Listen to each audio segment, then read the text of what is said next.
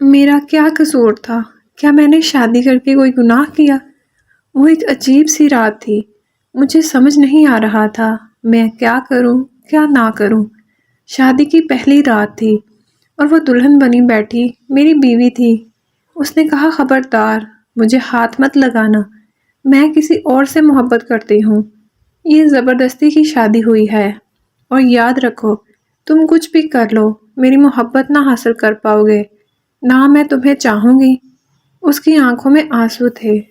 میں حیران و پریشان اسے پاگلوں کی طرح دیکھنے لگا اور سوچنے لگا کہ یہ کیا ہو گیا ہے۔ جب کچھ سمجھ نہ آیا تو اٹھا اور وضو کیا اور نماز کے لیے چلا گیا اور اپنے اللہ سے ذکر کیا کہ یا اللہ یہ کیسا امتحان ہے۔ مجھے ڈر تھا، بہت زیادہ ڈر، معاشرے کا ڈر، خاندان والوں کا ڈر۔ میں ایک مڈل کلاس فیملی سے تعلق رکھتا ہوں اور ایسی اونچ نیچ پر ہمارے ہاں عزت کا جلوس نکل جاتا۔ مختلف سوچیں اور چار ہی تھیں کہ اگر یہ صبح گھر گئی اور واپس نہ آئی تو میری عزت کا کیا ہوگا؟ کیا پتا یہ اپنے گھر میں یہ ہی نہ کہہ دے کہ یہ نامرد ہے، اس سے شادی ختم کروا دو۔ ایک بار تو سوچا کہ زبردستی کرتا ہوں، گناہ نہیں ہے، میرے نکاح میں ہے، مگر میرا دل نہیں مانا۔ میں نے اسے بات کرنا چاہی مگر مجھے گوارا نہ ہوا کہ میں اس عورت کی منت کروں جس نے مجھے یوں ٹھکرا دیا۔ اگر اسے کسی اور سے ہی محبت تھی تو نکاح کے لیے ہاں ہی نہ کرتی، یا کم از کم مجھے ہی بتا دیتی۔ میں اس سے خود ہی رشتہ ختم کر دیتا، بات شادی تک بڑھتی ہی نہ، میری زندگی برباد تو نہ ہوتی۔ میں متوسط طبقے سے تعلق رکھنے والا آدمی شادی پر اپنی ساری جمع پونجی لگا چکا تھا۔ خیر صبح وہ اپنے گھر چلی گئی، کوئی بات نہیں ہوئی، 3 دن تک کوئی ہلچل نہیں ہوئی۔ 3 دن بعد اس کی امی کی کال آئی کہ بیٹا تم آئے نہیں اپنی دلہن کو لینے، تو میں لینے چلا گیا۔ میں نے وہاں بھی کوئی بات نہیں کی، ہم واپس گھر آ گئے۔ میری بیوی میرے سامنے تو نہیں، البتہ باہر جا کر یا گھر کی چھت پر جا کر ہر رات کو فون پر کسی سے باتیں کرتی تھی۔ میں نے اس سے پوچھا تک نہیں کہ وہ کس سے باتیں کرتی ہے، کون ہے وہ۔ بس ایک بار پوچھا تھا کہ اسے طلاق چاہیے، اس نے کہا نہیں۔ اس کا فون پر جو عشق تھا اس کا مجھ سے کوئی مطلب نہیں تھا۔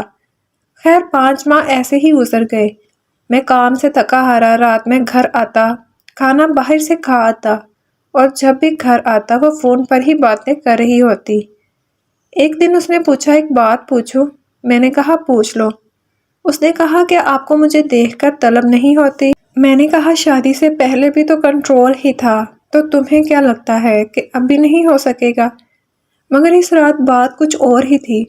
میں سویا ہوا تھا کہ میرے موبائل کی گھنٹی بجی۔ فون میرے دوست کا تھا۔ اس نے مجھ سے کہا کہ تمہاری بیوی کسی اور مرد کے ساتھ فلاں ہوٹل پر بیٹھی ہے۔ مجھے پہلے تو یقین نہ آیا، لیکن جب اپنی بیوی کو گھر نہ پایا تو بے حد غصہ آیا۔ اتنا غصہ کہ مجھے اپنا دماغ پھٹتا ہوا محسوس ہوا۔ میں نے اس کی عزت رکھی، کسی کو کچھ نہ بتایا، پر اس نے میری عزت نہ رکھی۔ میں ہوٹل کی طرف چل دیا، خود کو پرسکون رکھا۔ وہاں اس کو کسی غیر مرد کے ساتھ بیٹھا دیکھا تو آواز دی اور کہا کہ چلو گھر چلو۔ وہ چپ چاپ گھر آ گئی۔ گھر لا کر میں نے اسے انتہائی زوردار تھپڑ مارا کہ میری انگلیاں اس کے منہ پر چھپ گئیں، اور اس سے کہا کہ اب وہ اس گھر میں مزید ایک لمحہ بھی نہیں رہ سکتی، اور اسے اس کے گھر چھوڑنے نکل پڑا۔ لیکن رستے میں تھوڑا سا غصہ ہلکا ہوا تو دماغ نے کام کیا کہ اس وقت اس کے گھر والوں کو کیا بتاؤں گا کہ ان کی بیٹی نے کیا کیا گل کھلائے ہیں۔ لہٰذا میں کچھ سوچ کر میں نے ایک ہوٹل میں گاڑی لے گیا جو صبح دیر تک کھلا رہتا ہے۔